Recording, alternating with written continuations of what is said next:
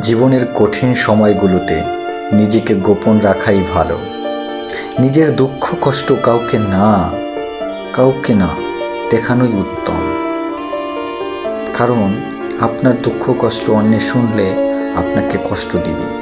জীবনে যদি কখনো খুব খারাপ সময় আসে, তাহলে নিজের দুঃখ কষ্টগুলো নিজের মাঝে এমনভাবে লুকিয়ে রাখবেন, আড়াল করে রেখো, যেন তোমার সেই গা ঘেঁষে বসে থাকা মানুষটিও টের না পায় যে তোমার মনের ভিতরে অনেক দুঃখ। গোপনে তুমি ভেঙে গেছো খুব, কিন্তু সে যেন টের না পায়। পুড়ে ছারখার হয়ে গেছো মনের বন, সব কিছু শেষ। আকস্মিক ঝরে গেছে জীবন, বৃক্ষের সব কয়টি সবুজ পাতা। শক্ত হও, নিজে বুঝাও যে এত সামান্য বাতাসে ঝরে যেতে নেই, ভেঙে যেতে নেই। অমন হালকা আঘাতে যদি ভেঙে পড়ো তুমি, তবে কান্না পেলে একা একা গোপনে কেঁদো। তবুও নিজের দুঃখের কষ্টের ক্ষতগুলো কাউকে দেখাতে যাবে না।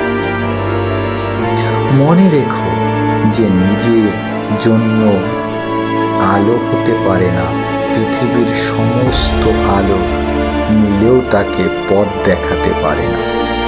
তাই নিজের কষ্টগুলো নিজের মাঝে লুকিয়ে রাখো। জানোই তো মানুষ বড় নিষ্ঠুর ও নির্দয়। ভেঙে যাওয়া মৌচাক দেখলে ঢিল মেরে আরো বেশি ভেঙে দিও না। পৈশাচিক আনন্দ পায়। তাই মনের দুঃখ, মনের কষ্ট, মনের বেদনা নিজের মাঝে লুকিয়ে রাখো। নিজে সেখান থেকে ঘুরে দাঁড়ানোর চেষ্টা করো যে আমি ভেঙে পড়ব না, আমি নতুন করে শুরু করব, আমি আবার ঘুরে দাঁড়াবো। জানোই তো কোনো ব্যর্থতা মানুষকে দামিয়ে রাখতে পারে না।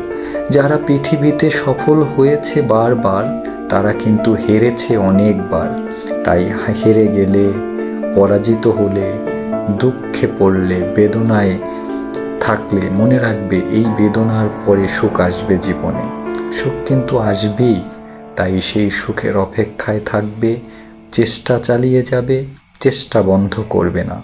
চেষ্টা করে গেলে বিধাতা তোমার সেই চেষ্টার ফল তোমাকে দিবে। তাই বন্ধুরা, অনুরোধ, নিজের গোপন, নিজের কষ্ট নিজের মাঝে রাখবে। আনন্দ অন্যকে দিবে, ভাগাভাগি করবে। নিজের কষ্ট